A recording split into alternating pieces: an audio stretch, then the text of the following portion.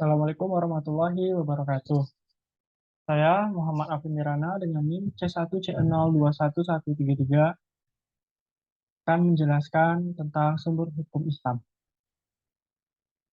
Jadi ada 8 subtema yang akan saya bahas. Yang pertama itu pengertian hukum Islam, yang kedua jenis hukum Islam, yang ketiga urutan pengambilan hukum Islam, yang keempat mukjizat Al-Quran, yang kelima fungsi dan peranan Al-Quran, yang keenam fungsi as-sunnah, yang ketujuh fungsi ijma, dan yang terakhir fungsi kias. Masuk ke materi pertama, yaitu pengertian hukum Islam. Hukum sengaja dibuat oleh manusia untuk mengatur hubungan manusia dengan manusia lain dan harta benda bagi setiap muslim. Segala apa yang dilakukan dalam kehidupannya harus sesuai dengan kehendak Allah Subhanahu wa taala sebagai realisasi dari keimanan kepadanya. Hukum adalah seperangkat norma atau peraturan-peraturan yang mengatur tingkah laku manusia, baik norma atau peraturan itu berupa kenyataan yang tumbuh dan berkembang dalam masyarakat, maupun peraturan atau norma yang dibuat dengan cara tertentu dan ditegakkan oleh penguasa. Jadi, hukum Islam adalah hukum yang bersumber dan menjadi bagian dari agama Islam. Konsep hukum Islam, dasar dan kerangka hukumnya ditetapkan oleh Allah Subhanahu wa taala dan disebutkan di dalam Al-Qur'an. Jenis hukum Islam. Jenis hukum Islam itu ada dua. Yang pertama hukum taklifi dan yang kedua adalah hukum wadli. Yang pertama ada hukum taklifi. Hukum taklifi adalah hukum syariat Islam yang mengikat dan berlaku untuk orang mualaf baik berupa perintah, larangan, kebolehan, anjuran melakukan, dan anjuran untuk tidak melakukan sesuatu hukum. Taklifi secara sederhana dapat dikatakan dengan hukum yang berkaitan dengan wajib, haram, makruh, sunnah, dan mubah. Wajib adalah perilaku di mana saat dikerjakan mendapatkan pahala dan ditinggalkan mendapatkan dosa. Haram adalah sesuatu yang ditinggalkan mendapatkan pahala dan saat dilakukan mendapatkan dosa. Makruh adalah sesuatu yang jika dilakukan tidak mendapatkan pahala dan tidak ditinggalkan tidak akan mendapat dosa. Sunnah jika dilakukan mendapat pahala dan jika ditinggalkan tidak mendapat dosa. Tamubah adalah eh,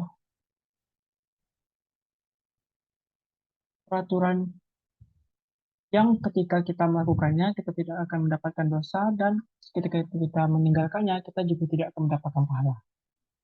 Yang kedua ada hukum wadli. Sedangkan yang dimaksud hukum wadli merupakan hukum yang menerangkan untuk hukum taklifi ataupun yang jadi akibat dari penerapan hukum taklifi. Unsur-unsur dalam hukum wadhi ada 5, yaitu syarat, sebab, akibat, mani, azimah, dan ruksah. Maksudnya adalah syarat setiap perbuatan orang yang cakap hukum mukallaf harus memenuhi syarat supaya perbuatan hukumnya sah, seperti syarat sah sholat. Sebab setiap perbuatan mukallaf menimbulkan sebab akibatnya hukum dan sebaliknya. Lanjut, yang ketiga, urutan pengambilan hukum Islam. Sumber hukum yang telah disepakati oleh para ulama fikih adalah Al-Quran dan Sunnah. Sedangkan yang lainnya adalah ijma, qiyas, istishab, ihsan, muhasah, musalah, mursalah, sa'du zarai, urf, istihsan, hukum bagi umat sebelum kita, mazhab, sahabi, ada yang menggunakan dan ada pula yang tidak menggunakannya. Selanjutnya adalah mukjizat Al-Quran. Mukjizat Al-Quran adalah yang paling besar dari segala mukjizat yang pernah diberikan Allah Subhanahu wa taala kepada seluruh nabi dan rasulnya, karena Al-Quran bukan saja untuk mematahkan segala bantahan dan argumen kaum musyrikin kepada kebenaran wahyu yang dibawa Rasulullah SAW, yaitu Nabi Muhammad SAW, tetapi ia juga ditunjukkan kepada seluruh umat manusia. Mukjizatun Al-Quran pada dasarnya berpusat pada dua segi. Pertama, segi isi dan kandungan Al-Quran, dan kedua, segi bahasa Al-Quran. Berkenaan dengan isi Al-Quran yang telah dikemukakan bahwa Al-Quran yang diwahyukan Allah Subhanahu wa taala kepada Nabi Muhammad SAW 14 abad yang telah lalu itu banyak membawa ayat-ayat ilmiah yang kemudian diakui kebenarannya oleh ilmu pengetahuan modern saat ini. Yang kelima ada fungsi dan peranan Al-Quran. Fungsi dan peranan Al-Quran itu dibagi menjadi empat. Yang pertama, Al-Quran sebagai penunjuk bagi manusia. Manusia hidup di dunia ini bercita-cita memperoleh kebahagiaan baik di dunia maupun di akhirat. Untuk mencapai kebahagiaan yang hakiki, manusia harus berpedoman kepada Al-Quran karena Al-Quran diturunkan Allah sebagai petunjuk kepada jalan yang lurus. Yang kedua ada Al-Quran sebagai penjelasan terhadap segala sesuatu.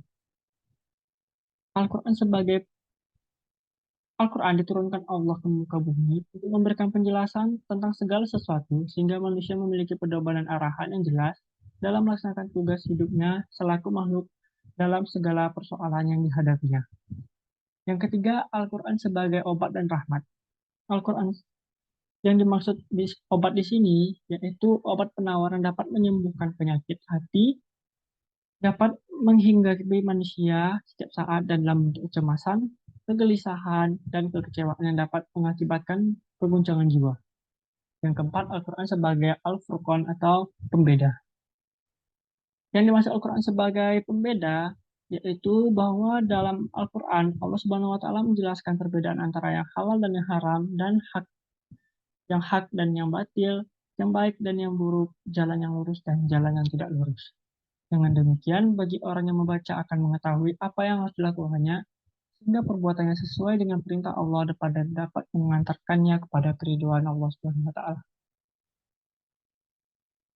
Yang keenam ada fungsi as-sunnah. As-sunnah memiliki fungsi sebagai bayan atau penjelas atau penafsir yang dapat mengungkapkan tujuan dan maksud-maksud di Al-Quran. Firman Allah, dan kami turunkan kepadamu Al-Quran agar kamu menetapkan kepada umat manusia apa yang diturunkan kepada mereka dan supaya mereka berfikir. Selanjutnya ada fungsi ijma. Fungsi ijma adalah untuk memutuskan suatu perkara yang terjadi di kalangan umat yang timbul dari perbedaan pendapat dan dibuat hukum yang mengaturnya agar tidak terjadi perselisihan di antara umat yang dapat menimbulkan perpecahan. Fungsi ijma adalah untuk memutuskan suatu perkara yang terjadi di kalangan umat yang timbul dari perbedaan pendapat dan dibuatkan hukum yang mengatur agar tidak terjadi perselisihan antara umat yang dapat menimbulkan perpecahan. Yang terakhir ada fungsi kias.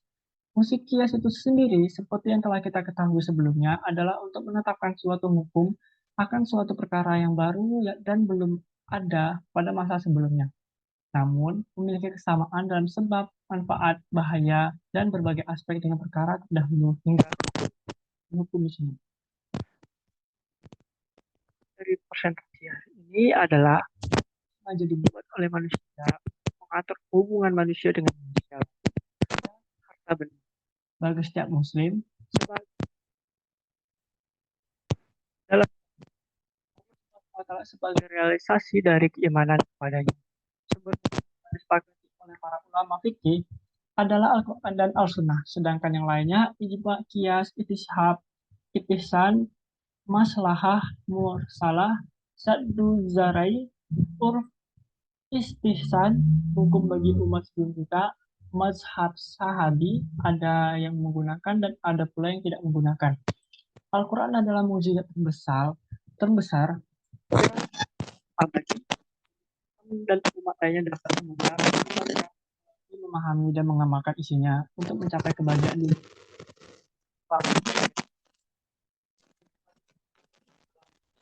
memiliki fungsi sebagai bayan atau penjelas atau penafsir yang dapat mengungkapkan tujuan dan maksud Al-Quran.